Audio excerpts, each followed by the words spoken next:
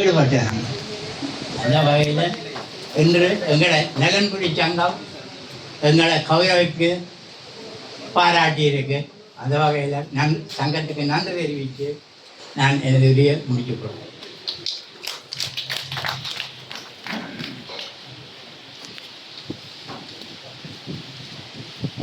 இன்னும் வரையாரம் அனைவருக்கும் விருந்தினர் சார்பாக சமமடைந்திருக்கும் நிர்வாக உத்தியோகத்தர் தம்பி ரஞ்சி அவர்களுக்கும் மற்றும் எமது ஓய்வியர் சங்க இணைய நிர்வாக உறுப்பினர்கள் அங்கத்தவர்கள் அனைவருக்கும் எனது இன்னொரு வணக்கம்.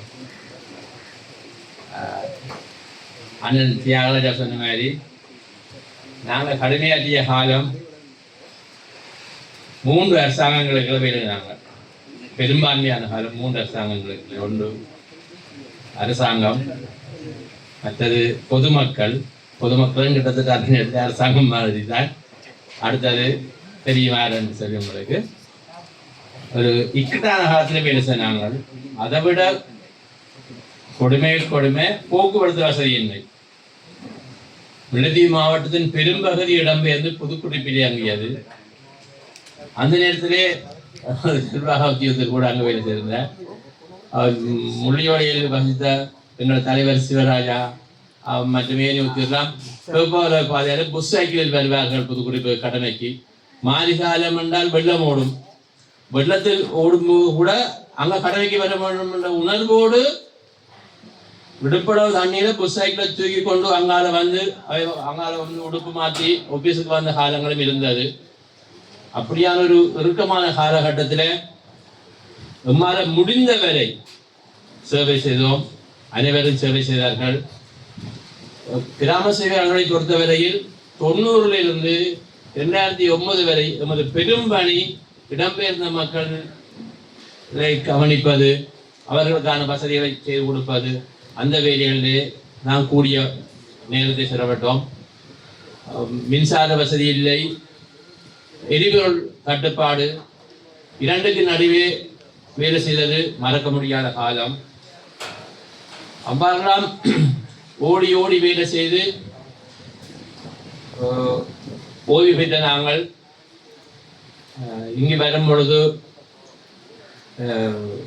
எமது சிந்தனைகளை தூண்டக்கூடிய விதத்திலே, பழைய பசுமையான நினைவுகளை மீட்கக்கூடிய விதத்திலே நல்ல சிறந்த பாடல்களை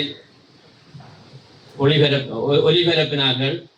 அது நிர்வாகத்தினரின் ஆலோசனையா அல்லது அந்த ஒலிபரப்பாளர்களின் சிந்தனையா என்று என தெரியவில்லை. வந்திருந்த அங்கத்தவர்கள் பலரும் இந்த பாடல்களை பற்றி தான் கழித்தார்கள். எங்களுடைய பழைய நினைவுகளை மீட்கட்டும் என்று சொல்லி இந்த பாட்டுகள் போடுறார்கள் என்று. உண்மையிலேயே இந்த பாட்டு ரசிக்கக்கூடியதாக இருந்தது. முன்னைய நாட்களில் வானொலியில் கேட்டவை தற்பொழுது தொலைக்காட்சிகளில் நெஞ்சிருக்கும் வரை நீங்காத நினைவுகள் என்ற தலையங்கங்களை இந்த பாடல்கள் தான் தினமும் போடுவார்கள். எங்களோட வயசுக்கார் தான் கூடிய அந்த நிகழ்ச்சி பங்கு பெற்றார்கள். காலத்தால் அழியாத பாடல்களை ஒளிபரப்பிய எங்கள் ஒளிபரப்பாளருக்கு நன்றி. எங்களை இந்த நேரத்திலே அழைத்து எங்களை கௌரவித்தமைக்கு நமது நிர்வாகத்தினருக்கு நன்றி. நாங்கள் ஒவ்வொரு படிமுறையும் வளர்ச்சி அடையும் பொழுது சந்தோஷப்படுவோம். சிறுவனாக இருந்து பாடசாலைக்கு செல்லும் பொழுது ஒரு சந்தோஷம், சில பரீட்சைகளில் சித்தி எழுதும்போது ஒரு சந்தோஷம், ஒரு ஓயில் பாஸ் பண்ணக்கு ஒரு சந்தோஷம். அப்படி ஒவ்வொரு படிமுறையாக வளர்ந்து சந்தோஷப்பட்டு கொண்டே வந்தோம்.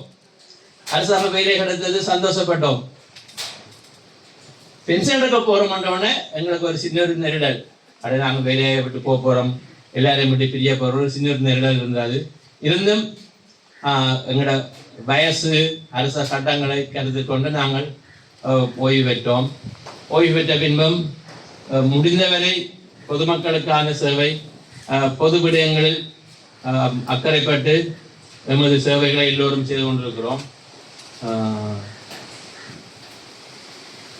எங்களை சில காரியாலயங்களுக்கு போனா சில இடங்கள்ல கவனிக்கணும் இல்லை. அது எங்களுக்கு ஒரு நெருடல் மனத்தில்.